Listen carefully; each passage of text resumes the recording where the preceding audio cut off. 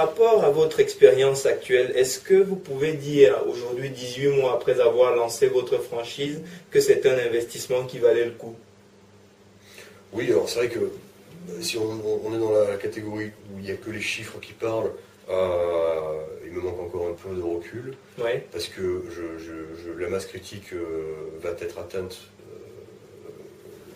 très rapidement, ouais, très prochainement. ouais, Mais je pense avoir fait les bons choix et les bonnes options en voulant accélérer en mettant les moyens. ouais.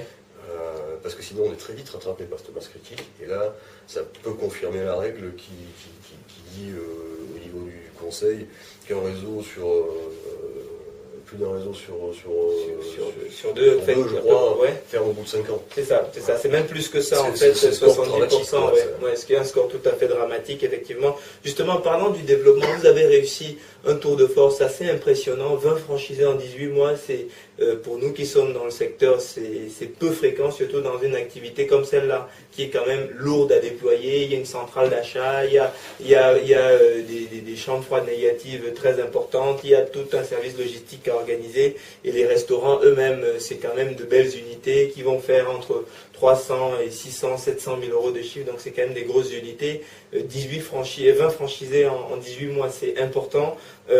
Qu'est-ce que quel est votre secret au niveau du développement? Comment vous vous êtes organisé en matière de développement? Comment vous vous y êtes pris? Quelles sont les clés que vous avez actionnées? Les trois phases un peu principales. La première, c'est d'être bien référencé sur les sites au départ de l'action. Les sites qui vont dire, bon voilà, demain je veux faire une franchise. On va sur Google, on va pas les citer ou sur un autre, et puis il faut qu'on apparaisse dans les scores. Donc l'Observatoire, Franchise Magazine, etc.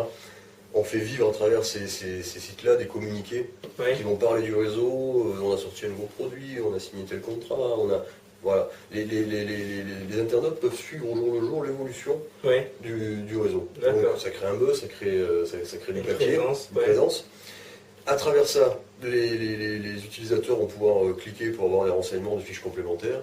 Et là se met en place toute une stratégie. Alors, pour ma part, j'ai préféré, et c'est un choix de gestion, externaliser ce poste. De manière à avoir l'opportunité d'avoir quelqu'un qui non seulement développe Comptordel, mais qui a la faculté aussi de développer d'autres réseaux, donc d'être toujours, entre guillemets, mis à jour. Et être vraiment dans la tendance de ce qu'il faut faire, de quelle manière le faire, et d'avoir des outils. Parce que c'est bien beau d'avoir l'originalité d'un produit comme le Cône, fait qu'on peut avoir jusqu'à 100, 120 candidats par mois, ce qui est très intéressant et pas mal. Mais si on n'a pas des gens avertis avec des outils pour trier tout ça, alors la pertinence, sécuriser, rassurer, le secret est là, c'est pas faire de la grande théorie qui sert à rien, mais parler avec des mots que les gens comprennent et pas forcément qu'ils aient envie d'entendre, mais qu'ils comprennent. Avoir ce feeling, les mettre en confiance. Et puis, je dirais que dans cette phase-là, bien entendu, nous on a beaucoup de pertes parce que sur 100 candidats, il y a peut-être que 9 qui auront l'apport nécessaire. Sur les 9, il y en a 7 qui ne savent pas vraiment s'ils veulent faire de la fleur ou de la restauration.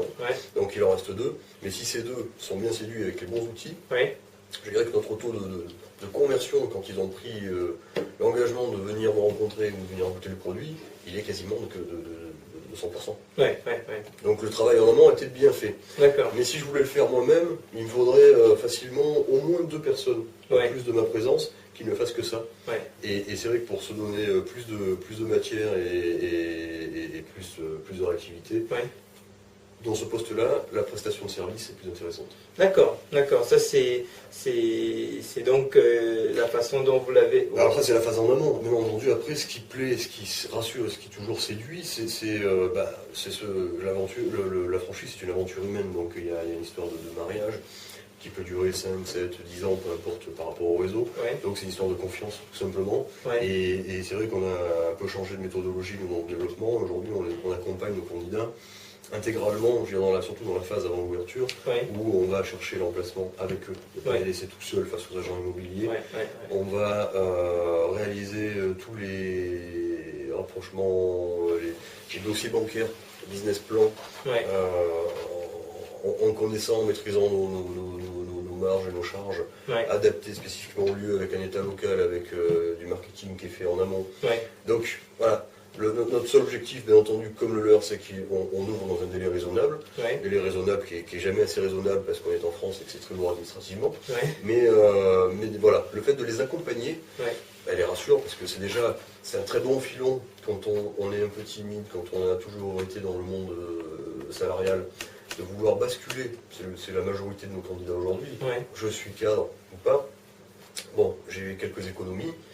Je me fais aider ou pas, et puis voilà, j'ai envie, ça y est, moi j'ai mon orgueil, je veux être entrepreneur. Ouais. Donc aujourd'hui je commence, je suis ambitieux, je veux être commerçant, donc avec un point de vente. Ouais. Mais en plus j'ai la mentalité pour dire, j'espère que dans 2 ans je serai investisseur parce que j'aurai un 2e ou un 3e point de vente. D'accord. Voilà. C'est ce qu'on recherche, c'est ce qu'on a, c'est Ouais. très bien. Ouais.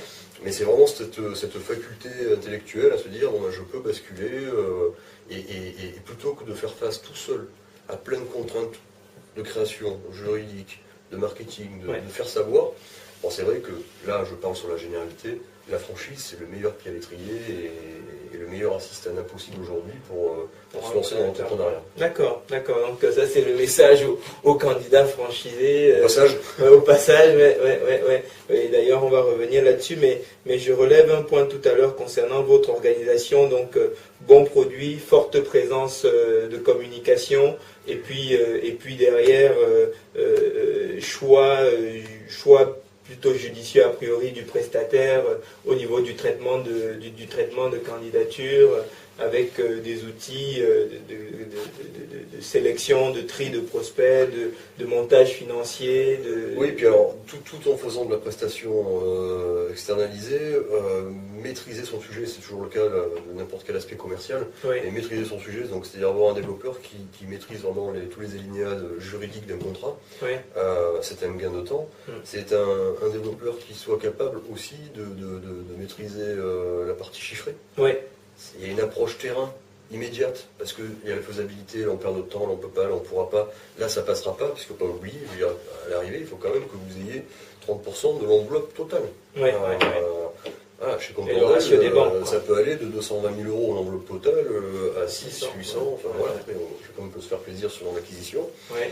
Donc voilà, le fait que, et c'est le cas, je veux dire, si j'en parle c'est mon cas, puisque c'est Normel qui est responsable du développement Contordel. C'est ça.